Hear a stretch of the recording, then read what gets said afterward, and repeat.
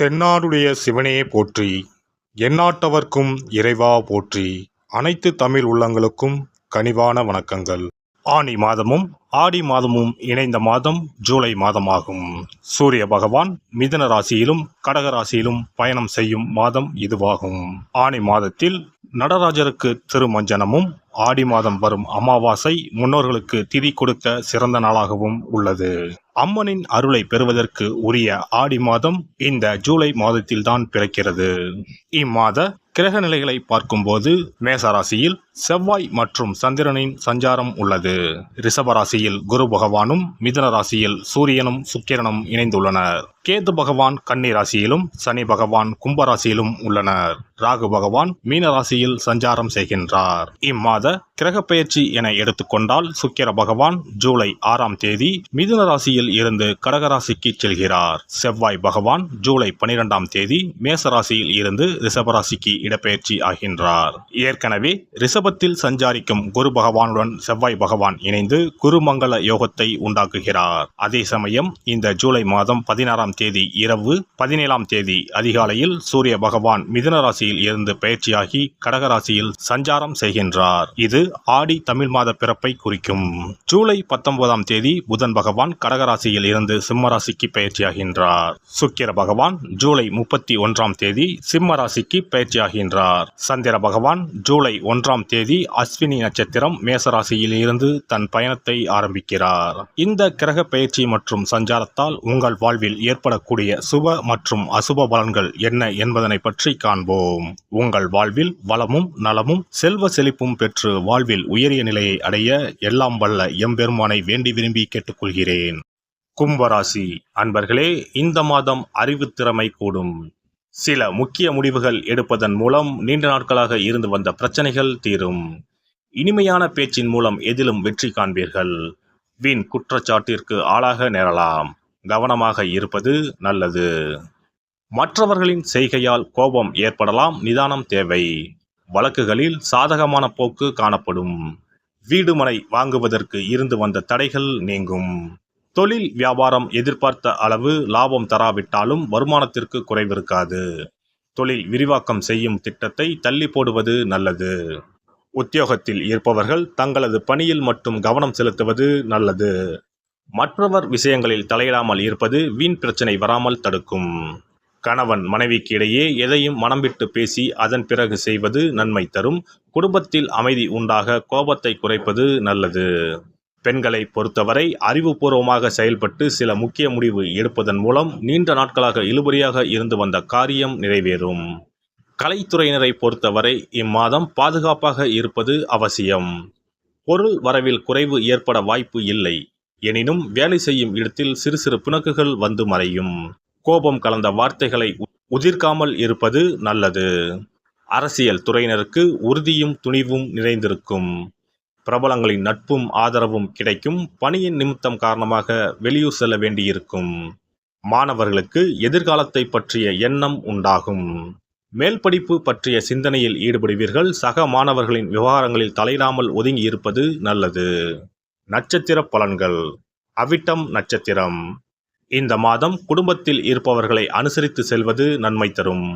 வாழ்க்கை துணையின் உடல் நலனில் அக்கறை தேவை. சிறிய விஷயங்களுக்கு கூட கோபம் வரலாம். அதனால் உறவினர்கள் நண்பர்களிடம் கவனமாக பேசுவது நல்லது. விபரீத ஆசைகள் ஏற்படலாம், கவனம் தேவை. சதயம் நட்சத்திரம். இந்த மாதம் பேச்சின் இனிமை, சாதுரியம் இவற்றால் எடுத்த காரியங்களில் சாதகமான பலன் பெறுவீர்கள். உங்களது பொருட்களை கவனமாக பார்த்து கொள்வது நல்லது. பூராட்டாதி நட்சத்திரம். இந்த மாதம் விரும்பியது கிடைக்க கூடுதல் முயற்சி தேவை. பணவரத்து அதிகரிக்கும். பயணம் மூலம் லாபம் கிடைக்க பெறுவீர்கள். புதிய நபர்கள் நட்பு உண்டாகும். வாகனங்கள் மூலம் லாபம் வரும். அரசாங்கம் தொடர்பான காரியங்களில் சாதகமான பலன் கிடைக்கும். விநாயகப் பெருமானை அருகம்புல்லால் அர்ச்சனை செய்து தீபம் ஏற்றி வழிபட காரிய வெற்றி உண்டாகும். தடை தாமதம் நீங்கும். குல தெய்வத்தையும் இஷ்ட தெய்வத்தையும் ஒரே நாளில் சென்று தரிசித்து வாருங்கள். காரியங்களில் இருந்த தடைகள் விலகும். தொழில் வியாபாரம் சிறப்பாக நடைபெறும். சிறப்பு தொகுப்பு. ஒரு வெற்றிலை இருந்தால் உங்கள் துன்பங்களில் இருந்து விடுபட முடியும் என்றால் நம்ப முடிகிறதா? ஆம், உங்கள் ராசிக்கும் வெற்றிலை பரிகாரம் இருக்கிறது. அவற்றிற்கான வழிபாட்டு முறைகள் பற்றி காண்போம். பண்டிகை, திருவிழா, வீட்டில் விசேஷம் என்றால் வெற்றிலை பாக்கு வைத்து உறவினர்களை அழைப்பது வழக்கம். வெற்றிலையும் பாக்கும் மகாலட்சுமியின் அம்சங்களாகும். 12 ராசிக்காரர்களுக்கும் வெற்றிலையின் மூலம் பரிகாரம் செய்ய கவலைகள் தீரும் என்பது நம்பிக்கை. வெற்றிலையின் நுனியில் லட்சுமியும், நடுவில் சரஸ்வதியும், காம்பில் பார்வதி தேவியும் வசிக்கின்றனர். மகாவிஷ்ணுவும், பிரம்மாவும், சிவனும், சுக்கிரனும் கூட வெற்றிலையில் வாசம் செய்கின்றனர். எனவேதான் பூஜை மற்றும் திருமணம் சுபமாக நடக்க வேண்டும் என்பதற்காக வெற்றிலை பாக்கு படைக்கப்படுகிறது. துன்பம் விலக உங்க ராசியின்படி இந்த மாதிரி வெற்றிலை பரிகாரம் செய்யுங்கள். வெற்றிலை பரிகாரத்தில் எல்லோரும் ஒரே மாதிரியான பரிகாரத்தை செய்தால் பலன் தராது. அவரவர் ராசிக்கு தகுந்தபடி சில இஷ்ட தெய்வங்களையும் சில கிரக தெய்வங்களையும் பொறுத்து உங்களுடைய பரிகாரத்தை மாற்றிக்கொள்ள வேண்டும். அப்போதுதான் உங்களுக்கு என்ன கஷ்டமோ அது சரியாக நீங்கி உங்களுக்கு நல்ல பலன்கள் கிடைக்கும். உங்களுடைய ராசியின்படி வெற்றிலையில் குறிப்பிட்ட கிழமையில் பரிகாரம் செய்தால் உங்கள் துன்பம் விலகும், பிரச்சனைகள் தீரும். மேசராசி அன்பர்கள் செவ்வாய்க்கிழமைகளில் வெற்றிலையில் மாம்பழம் வைத்து முருகப்பெருமானுக்கு நெய்வேத்தியம் செய்துவிட்டு அந்த பழத்தை உண்டால் அனைத்து கஷ்டங்களும் நீங்கும். ரிஷபராசி அன்பர்கள் செவ்வாய்தோறும் வெற்றிலையில் மிளகு வைத்து வழிபாடு நடத்தினால் துன்பங்கள் அனைத்தும் தீரும். மிதுன ராசி அன்பர்கள் புதன்கிழமைகளில் வெற்றிலையில் மிளகு வைத்து இஷ்ட தெய்வத்தை வழிபடவும். பின்னர் அதையே பிரசாதமாக சாப்பிட்டால் துன்பங்கள் எல்லாம் நீங்கும். கடகராசி அன்பர்கள் வெள்ளிக்கிழமை தோறும் வெற்றிலையில் மாதுளை பழத்தை வைத்து காளியை வழிபாடு செய்து பின்னர் அந்த மாதுளை பழத்தை சாப்பிட்டால் துன்பங்கள் நீங்கும். சிம்மராசி அன்பர்கள் வியாழக்கிழமைகளில் வெற்றிலையில் வாழைப்பழத்தை வைத்து இஷ்ட தெய்வத்தை வழிபடலாம். பின்னர் அந்த பழத்தை பிரசாதமாக உண்டால் கஷ்டங்கள் நீங்கும். கன்னிராசி அன்பர்கள் வியாழக்கிழமையில் வெற்றிலையோடு மிளகு வைத்து உங்கள் இஷ்ட தெய்வத்தை வணங்குங்கள். உங்கள் துன்பம் துயரம் எல்லாம் தீர்ந்துவிடும். துலாம் ராசி அன்பர்கள் வெற்றிலையில் கிராம்பு வைத்து உங்கள் இஷ்ட தெய்வங்களை வழிபட்ட பின் அதை உண்டால் அனைத்து துன்பங்களும் நீங்கும். விருச்சிக ராசி அன்பர்கள் வெற்றிலையில் பேர்ச்சம்பழம் வைத்து செவ்வாய்தோறும் உங்கள் இஷ்ட தெய்வத்தை வழிபட்டால் துன்பங்கள் நீங்கும்.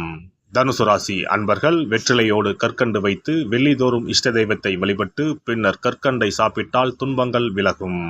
மகர ராசி அன்பர்கள் வெற்றிலையோடு அச்சு வெல்லம் வைத்து வெள்ளிதோறும் காளியை வழிபட்டால் துன்பங்கள் துயரங்கள் நீங்கும். கும்பராசி அன்பர்கள் வெற்றிலையோடு நெய் வைத்து சனிக்கிழமைகளில் காளி தெய்வத்தை வழிபட்டால் உங்கள் துன்பங்கள் எல்லாம் தீரும். மீனராசி அன்பர்கள் வெற்றிலையோடு சர்க்கரை வைத்து ஞாயிறு தோறும் இஷ்ட தெய்வத்தை வழிபட்டால் துன்பங்கள் எல்லாம் விலகும். எல்லாம் வல்ல இறையருளால் நீங்களும் உங்கள் அன்பு குடும்பமும் உடல் நலம், நீலாயுள், நிறை செல்வம், உயர் புகழ், மெய்ஞானம் ஓங்கி வாழ்க வளமுடன். இந்த வீடியோ பதிவு உங்களுக்கு பிடித்திருந்தால் லைக் பண்ணுங்க, கமெண்ட் பண்ணுங்க, ஷேர் பண்ணுங்க, மறக்காம சப்ஸ்கிரைப் பண்ணுங்க, பக்கத்துல இருக்கிற பெல் பட்டனை கிளிக் பண்ணுங்க. நன்றி, வணக்கம். ஓம் நமச்சிவாய, சிவாய நம.